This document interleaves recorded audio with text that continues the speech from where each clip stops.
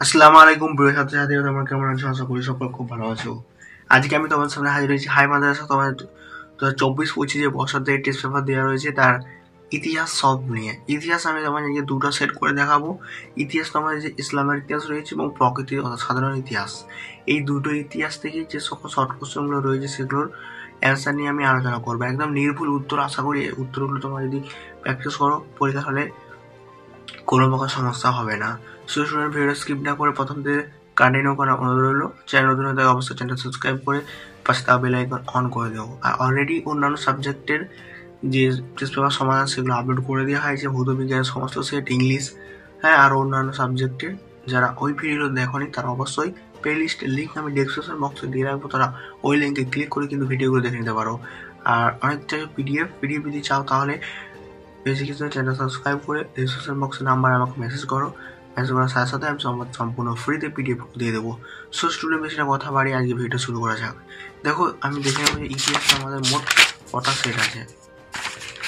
দেখো, এবছর ইতিহাস থেকে তোমাদের মোট 10টা সেট আছে, মানে 10টা স্কুল আছে। তার আমি আজকে দুটো স্কুল সমাধান করে দেবো। সো স্টুডেন্ট, তোমরা দেখতে পাচ্ছ 336 পৃষ্ঠা। এই যে 336 পৃষ্ঠা, এটা হচ্ছে তোমাদের প্রথম স্কুল, মানে ইতিহাসের প্রথম স্কুল। দেখো, প্রথম প্রশ্ন কি এসে সাধারণ ইতিহাস থেকে 64 নাম্বার থাকে। সো ওই জন্যই মাদ্রাসা বোর্ডের ইতিহাসে এত নাম্বার ওঠে, কারণ শর্ট প্রশ্নটা অনেকটা হয়ে যাচ্ছে বলে। দেখো, প্রথম হচ্ছে হিগির বেঙ্গল কবে প্রকাশিত হয়? 1780 খ্রিস্টাব্দে।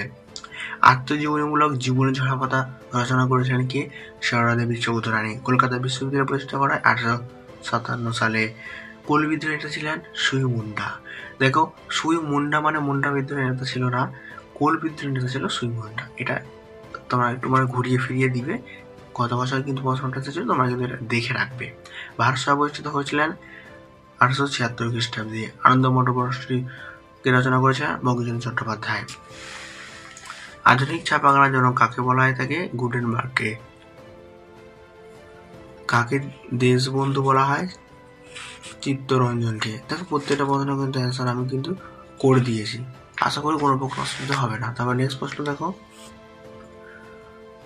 স্বাধীন ভারতের প্রথম উপরাষ্ট্রপতি ছিলেন জওহরলাল নেহরু। তারপরে দেখো, প্রথম রাজ্য গঠন পুরো 1956 সালে।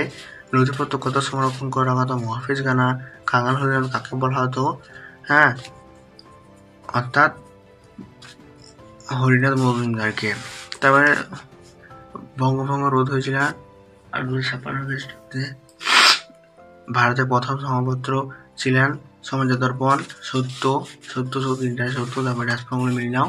তারপর তোমাদের ব্যাখ্যাগুলো দেখে নাও। প্রথম ব্যাখ্যা অ্যান্সার হবে 2-এরটা। তারপরে দেখো, তারপরে অ্যান্সার হবে 3-এরটা। তারপর হবে 1-এরটা। তারপরে এই তোমাদের 3 মার্ক এবং 4 মার্ক এবং 8 মার্কের ভাষাগুলো দেখে নাও। আর তোমরা যদি কমেন্ট করতে থাকো তাহলে 100টা কমেন্ট হলে আমি তোমাদের লং কোশ্চেনগুলো সম্পূর্ণ ফ্রিতে পিডিএফ দিয়ে দেবো অ্যান্সার। তারপর আমরা ইসলামের ইতিহাসে চলে যাবো। তো প্রথম প্রশ্ন হচ্ছে যে নতুন ইসলামের সাম্রাজ্যের রক্ষাকারী কাকে বলা হয়? আবু বকরকে। এই যে ইসলামের রক্ষাকারী, এই প্রশ্নটা ঘুরিয়ে ফিরিয়ে কিন্তু মানে আমি গ্যারান্টি দিচ্ছি 100% মধ্যে 100% প্রথম প্রশ্ন এটা থাকবেই। অ্যান্সার কি হবে? আবু বকর। বলা হয় আলীকে। আলী রাদিয়াল্লাহু তাআলা। উমাইয়া বংশ প্রতিষ্ঠিত ছিলেন 661 খ্রিস্টাব্দে। বাগদাদ নগরীর কথায় অবস্থিত টাইগ্রিস নদীতে।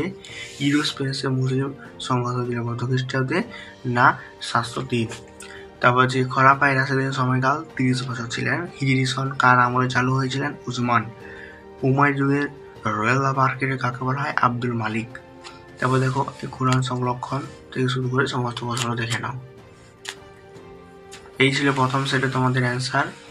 আশা করি কোনো প্রকার অসুবিধা হয় না। অসুবিধা হলে কমেন্ট করো, আমি সম্পূর্ণ কমেন্টের মাধ্যমে রিপ্লাই দিয়ে দেবো তার অ্যান্সারটা। পরবর্তী স্কুল সেট দেখো, এই যে তোমরা 2 নম্বর স্কুল দেখে নাও।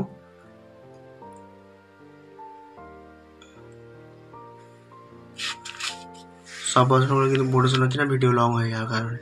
তুমি কিন্তু অ্যান্সার করে দিয়েছি। কোনো অ্যান্সার বুঝতে অসুবিধা হলে কমেন্ট করো। দেখে নাও পরবর্তী প্রশ্নগুলো উত্তর।